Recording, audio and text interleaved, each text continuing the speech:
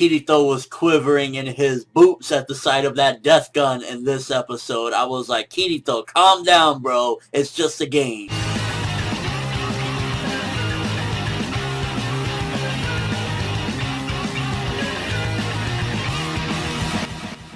So with this week's episode, we go through the qualifiers of the BOB, and we get a little bit of different matches, and kind of at the same time, we also get a flashback within it to Aincrad, kind of adding more to the mystery of who Death Gun may be because of the tattoo that we saw last week, and just Kirito kind of trying to think about who this could be and why would he be doing this, you know, killing people and even knowing who he is. And with this episode, it pretty much was sparking some fear into Kirito. He was like, holy shit, it almost feels like Aincrad all over again. To be honest with you, it looks as though he thrives off of being in the face of danger, because from the moment that Death Gun appeared and, like, you know, told him that thing, it was kind of like he just became a monster. Everyone he fought, no one had a chance, and it was like, it really gave him a boost to be able to fuck people up even that much more harder, because it's like, okay, this is a true threat. I can't lose my life in here. I need to go full throttle. And a lot of this episode was just action, Kirito messing people up, and then we get to the finals with him and Sinon about to go at it. And most of this episode was flashback and action, and the action that we did get was pretty awesome. I mean,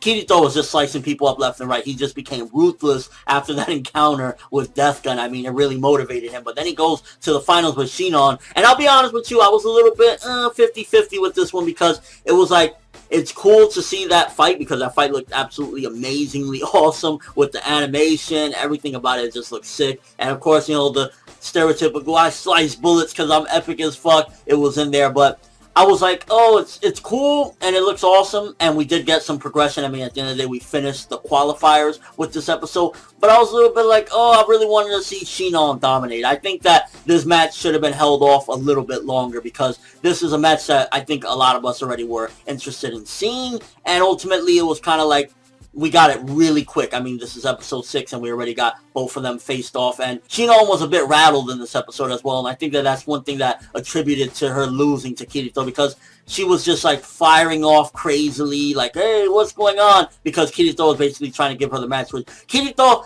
that was a fucking dick move when he started off. He's like, yeah, man, you know, I'm just gonna, you know, whatever, it's a game, I'll let her go. Like, what the fuck, bro? Like, come on. In a way, it was kind of like, at first he was like, you know, oh yeah, I'm giving up, but it almost felt like a ploy in a way. I mean, I know it wasn't, but it felt like a ploy, like, yeah, I'm going to get her into a close range thing so I could quickly get her. It's like, he should have played fair from the beginning to see if Sinon wouldn't get rattled up, and ultimately if he would have lost fairly from the get-go, where she had the opportunity to hide, and he couldn't have done shit. So I was a little bit like, oh, Kirito, you ended up getting your way, but hopefully if they ever do face off again, she'll fuck him up. Because personally, I don't want Sinon to be relegated to one of Kirito's side holes like Sugu and Asuna. It's like, Sinon is my favorite character of all of SAO thus far. And it's only been 6 episodes, and she's hands down my favorite and probably one of the best characters in all of SAO. And I would hate for after this match, from her getting rattled up and everything and meeting Kirito and really going at it with him, for her to just be like, oh, Kirito, you dreamy, and just be a damsel in distress. That would just be really shitty. So I'm really hoping that after this episode, her character doesn't really change, because ultimately, I really like this character, and I think this character is pretty fucking awesome. And as a whole, this episode, it was a good episode. We got a little bit more of the inklings of Aincrad and a story that we never got to see, and I'm imagining that it did happen in the light novels, and they probably skipped out on some of this content, because, let's face it, you know, they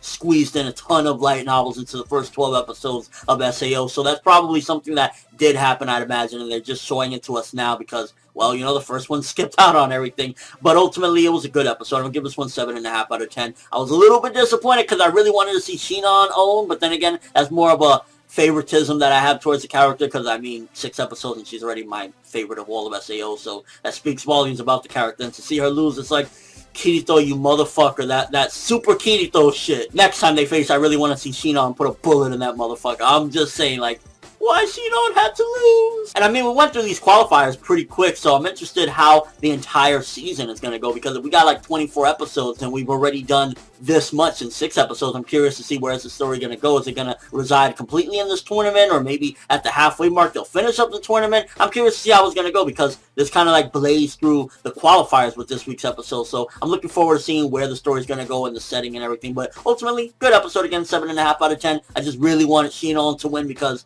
I really like Sinon. Let me know what you thought. First of all, did you call BS on him winning? What did you think about that final fight that they had in the qualifiers, the two of them? And what do you think about the identity of Death Gun? At this particular point, I'm pretty sure I know who it is, so I'm kind of not really going to pass off theories. I'm like 95% sure that I know who Death Gun is at this particular point. But overall, still interesting to see, like, he's popping up and in and out, and I really want to know what this person's connection could be to Aincrad, if any, or if he's just fucking with Kirito. But that's all I have for this review. Thanks for watching. Hope you enjoyed. If you liked anything I had to say or enjoyed the video, drop me a like. I'd greatly appreciate it. And if you haven't subscribed, if you could do so as well, that'd be awesome. I'm FinetteWorld, and as always, people, have an awesome day. Though was quivering in his boots at the sight of that Death Gun in this episode. I was like, Kirito, calm down, bro. It's just a game.